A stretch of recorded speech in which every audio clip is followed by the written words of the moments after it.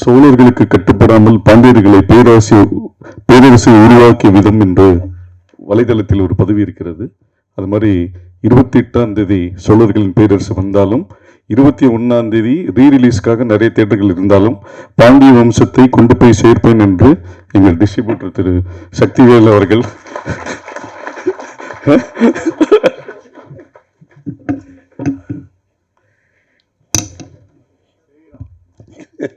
ஐயா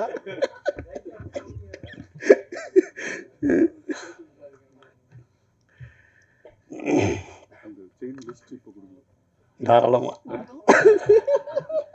25 பேர் ஸ்டேஜ்ல 25 பேர்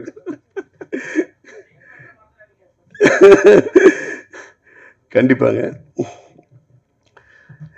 யாத்திசை எனக்கான பெருமை. சக்தி ஃபிலிம் ஃபேக்ட்ரி இன்னும் ஒரு கம்பெனி ஆரம்பிச்சு நான் படங்கள் வெளியிடும்போது எனக்கு சந்தோஷமாக, எனக்கு பெருமையாக நிறைய படங்கள் அமைஞ்சிருக்கு.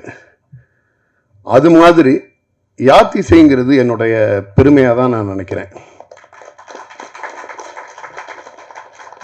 இந்த படத்தை பொறுத்த வரைக்கும் நான் வந்து இதை ஒருவேளை இந்த படத்தை ரொம்ப எக்ஸாகரேட் பண்ணி நான் பேசுகிறேன் அப்படின்ற மட்டும் நினைக்க வேண்டாம். எப்படி ட்ரெய்லர் பார்த்துட்டு நம்ம ஊடகத்துறையில் இருக்கக்கூடிய நண்பர்கள் கிட்டத்தட்ட ஒரு 30 பேருக்கு குறையாமல் என்னோட பேசினாங்க. நான் எத்தனையோ படங்கள் வெளியிட்டுக்கிட்டு இருக்கேன், எல்லா படங்களோடையும் டிஸ்கஸ் பண்ணுவோம். பட் இந்த படத்தோட ட்ரெய்லர் பார்த்தப்ப இந்த ட்ரெய்லரோட முக்கியத்துவம், இந்த படத்தோட முக்கியத்துவம் இதை புரிஞ்சு கிட்டத்தட்ட ஒரு 30 பேர் இந்த ட்ரெய்லரை பற்றி குறைஞ்சது 5லேருந்து 10 நிமிஷம் பேசினாங்க. அது வந்து இந்த படத்துக்கு கிடைச்ச ஆசீர்வாதம்னு நான் நம்புகிறேன். சாதாரணமாக பத்திரிகை துறை சார்ந்தவங்க எந்த ஒரு படத்தையும், ஏன்னா ஒரு நாளைக்கு 4 படம் 5 படம் பார்க்குறவங்க, 4 ட்ரெய்லர் 5 ட்ரெய்லர் பார்க்குறவங்க, அவங்களில் நிறைய பேரை வந்து இந்த ட்ரெய்லர் போய் சேர்ந்துருக்குங்கிறதே அவ்வளோ சந்தோஷமான விஷயம். அப்படி ஒரு படம். இந்த படம் வந்து நிறைய படங்கள் இருக்கும். அழகாக எடிட்டர் வந்து சூப்பராக ஒரு 2 ஸ்ட்ரகிள் சீனை வச்சு அந்த படத்தை ஆக்ஷன் சீக்வன்ஸ் மாதிரி ஃபுல் படமாக காமிச்சிட்டு போயிடுவாங்க. இது அப்படி கிடையாது.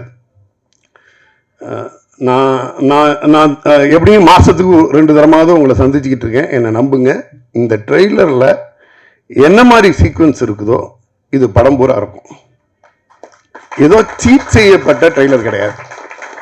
படத்தோட ஒவ்வொரு ஃப்ரேம்லையும் உழைப்பு அவ்வளோ பெரிய உழைப்பு போட்டிருக்காங்க. சாதாரண உழைப்பு கிடையாது. நீங்கள் இந்த படத்தை முழுசாக நீங்கள் எந்த ஃப்ரேம் எடுத்து பார்த்தீங்கன்னாலும் அந்த ஃப்ரேமில் ஒரு மிகப்பெரிய உழைப்பு இருக்கும், மிகப்பெரிய குவாலிட்டி இருக்கும். அந்த மாதிரி ஒரு படம்.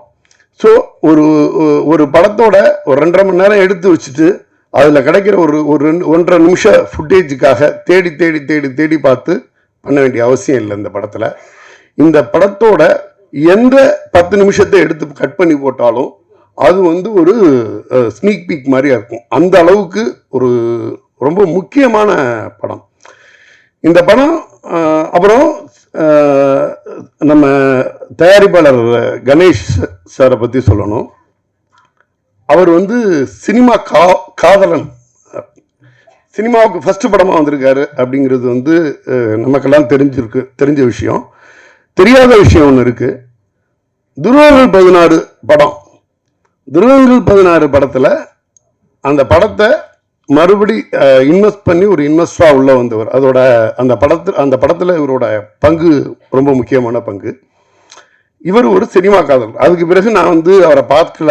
திடீர்னு ஒரு நாள் நம்ம மணி பிரதரோட வந்து நம்ம ஒரு படம் பண்ணியிருக்கோம் அப்படின்னாச்சு. ஜாலியாக வந்து கேஷுவலாக ஒன்று காமிச்சார்.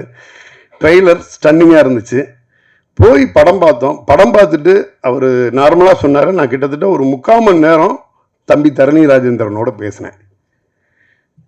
நான் பேசின வரைக்கும், நான் அப்சர்வ் பண்ண வரைக்கும் சொல்கிறேன், தரணி ராஜேந்திரன் தமிழ் சினிமாவில் ஒரு முக்கியமான இயக்குனர்.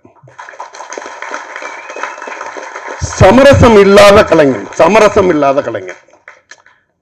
ஒரு கலையை, அதாவது அந்த லாக்டவுன் பீரியடில் இந்த படத்துக்கு எவ்வளோ எஃபர்ட் போட்டிருக்காருங்கிறதுலேருந்து ஆரம்பித்து சின்ன விஷயமும் செதுக்கி உருவாக்கியிருக்கார்.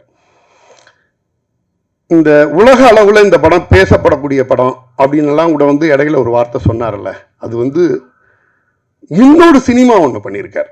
இந்த படத்தை பார்த்துட்டு, இந்த ட்ரெய்லரை பார்த்துட்டு, ஒரு பிரேவ் ஹார்ட்டா, ஒரு அப்பாகலிப்டோவா, என்ன இந்த மாதிரி படமா அப்படின்னெல்லாம் ஒன்று சொன்னீங்கல்ல, இதுக்கெல்லாம் தலைமையில போய் உட்கார்ந்துருக்கார். வெறும் ஒரு நுட்பமான அரசியலை இந்த சின்ன வயசுல முழுசா கற்று தேர்ந்திருக்கார். இந்த படத்துல இருக்கக்கூடிய சீக்வன்ஸ் வச்சு வழக்கமான ஹாலிவுட்ல ஜென்ரலா ஒரு படம் நல்லா இருந்தா ஒரு ஹாலிவுட் படங்களோட கம்பேர் பண்ணுவாங்க. ஹாலிவுட்ல இருக்கக்கூடிய மிக பிரம்மாண்டமான இது மாதிரி வார் சம்பந்தப்பட்ட படங்கள்ல உள்ள ஸ்கிரீன் பிளே ஸ்ட்ரக்சர் இருக்குல்ல, அதை உடைச்சு போட்டுட்டு வேற ஒன்று பண்ணியிருக்காரு. அந்த இப்ப நம்ம என்னென்ன படமெல்லாம் அவங்க மைண்டுக்கு வருமோ, ஹாலிவுட்ல பெரிய படங்கள் இருக்குமோ, அதோட ஸ்கிரீன் பிளே பண்ணிட்டு அதை உடைச்சு வேற ஒன்று விஷயம் பண்ணியிருக்காரு. நான் அதை அவர்கிட்ட கேட்டேன். மிக பிரம்மாண்டமான ஹாலிவுட் படங்களில் பண்ணப்பட்ட ஸ்கிரீன் பிளே, அதுலேருந்து அதை தாண்டி ஒரு விஷயம் பண்ணணும்னு பண்ணியிருக்கீங்க. நீங்கள் ஏற்கனவே இவ்வளோ பெரிய முயற்சி எடுத்திருக்கீங்க. அதில் ஒரு சங்க தமிழ்னு ஒன்று எடுத்துகிட்டு வந்திருக்கீங்க. இந்த படத்தை ரெண்டு விதமாகவும் சொல்ல முடியும். வழக்கமான ஒரு ஹாலிவுட் கமர்ஷியல் பேட்டர்ன் படமாகவும் இதை சொல்ல முடியும். தரணி ராசேந்திரன் செயல்லையும் இந்த படத்தை சொல்ல முடியும், இப்பயும் சொல்ல முடியும், எடிட் வெர்ஷனில் சொல்ல முடியும். அப்படிங்கிறப்ப அவர்கிட்ட ஒரு தெளிவு இருந்துச்சு. நிச்சயமா இதை இந்த தளத்தில் இருந்தே அணுகலாம். இந்த படத்தை 7ஆம் நூற்றாண்டு படத்தை இன்றைய அரசியலோடு அல்லது 500 வருடங்களுக்கு முன்னாடி உள்ள ஒரு அரசியலோடு, 1000 வருடங்களுக்கு முன்னாடி உள்ள அரசியலோடு ஈஸியாக உங்களால் கனெக்ட் பண்ண முடியும். அந்த மாதிரி ஒரு படமாக தான் எனக்கு தோணுச்சு. பெரியவங்க சொல்லுவாங்க, மகிழம்பு அது கீழே விழுந்து மக்குறப்ப அல்லது அந்த மகிழம்பு நாள்பட அதிக வாசம் வரும் அப்படின்ற மாதிரி. அந்த யாத்திசை படம் பார்த்து முடிச்சு ப்ரிவியூ தியேட்டரில் ஒரு அரை மணி நேரம் அவரோட பேசிட்டு இருந்திருப்பேன். அதுக்கு பிறகு நம்ம கணேஷ் சாரும் அவரோடையும் உட்காந்து பேசினேன். கணேஷ் சார் அதே மாதிரி தான். எனக்கு தெரியலை, அவர் முக்கியமாக டைரக்டரோட மிகப்பெரிய கூட்டாளிங்கிறது அப்போ தெரியலை. நான் டைரக்டர்கிட்டையும் பேசி பார்த்தேன், ப்ரொடியூசர்கிட்டையும் பேசி பார்த்தேன். ரெண்டு பேரும் ஒரே மாதிரி சொன்னாங்க. எனக்கு அப்போ அந்த ரகசியம் தெரியலை. இதை என்னென்னா, இவ்வளோ பெரிய முயற்சி பண்ணியிருக்கீங்க, இதை வழக்கமான ரூட்டில் போகலாமே அப்படிங்கிறப்ப அதையெல்லாம் தாண்டி யூ டர்ன் போட்டு அது மேலே ஒரு சேர் போட்டு உட்காந்துருக்காரு தம்பி தரணி ராஜேந்திரன். சாதாரண படம் கிடையாது, மிக மிக மிக முக்கியமான படம். நம்ம நல்ல படத்தை ஹாலிவுட் படத்தோட கம்பேர் பண்ணுவோம். அந்த ஹாலிவுட் படங்களில் சொல்லாத ஒரு அரசியலை, சொல்லாத ஒரு ஸ்க்ரீன் பிளே ஸ்ட்ரக்சரை எடுத்தாந்து நிப்பாட்டி இருக்காரு. அதில் ஒர்க் பண்ணியிருக்கக்கூடிய ஒவ்வொரு கலைஞர்களும் சரி, அவ்வளோ டெடிகேஷன். அவங்க அதான் சொன்னாங்க, லாக்டவுன் டைமில் ஒட்டுமொத்தமாக உடம்பை ஏற்றிட்டு அந்த லாக்டவுன் பீரியடில் ஷூட் போகாதப்ப அந்த உடம்பை அதே மாதிரி மெயின்டைன் பண்ணிக்கிட்டு இருந்தாங்க அப்படின்னாங்க. அந்த தமிழ் வார்த்தைகள் இதில் பார்த்தீங்கன்னா நிறைய சொல்லலாம். அந்த அரசியல் சார்ந்த அவருடைய புரிதல் ஒன்றும் இல்லை. இங்கே உள்ள கட் அவுட்ல எல்லாம் பார்த்தீங்கன்னா அத்தனை டெக்னீஷியனோட ஃபோட்டோவோட அந்த டெக்னீஷியன் பேரும் ஃபோட்டோவும் இருந்துச்சு.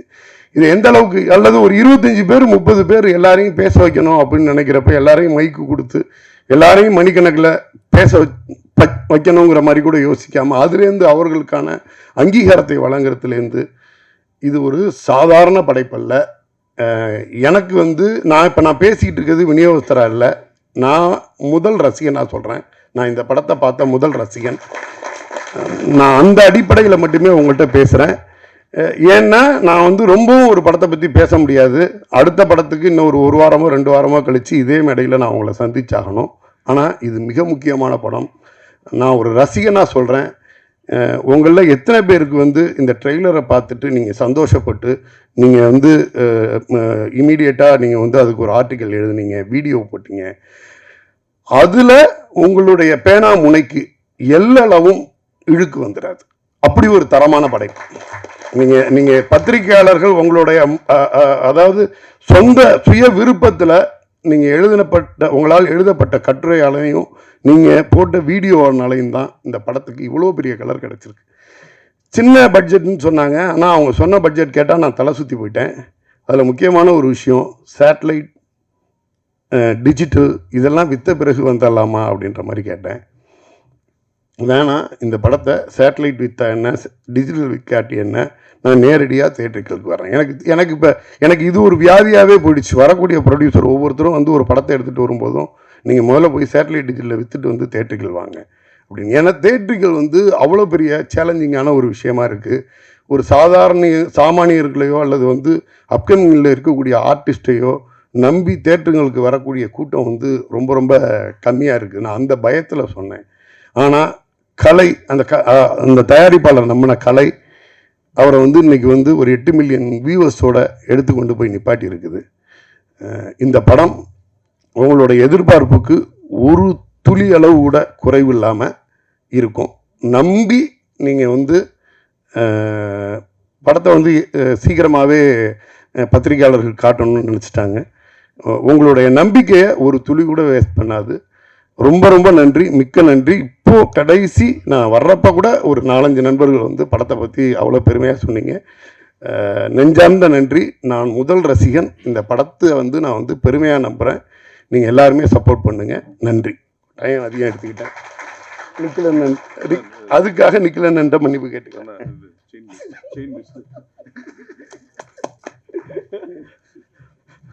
கேள்வி பதிலுக்கு முன்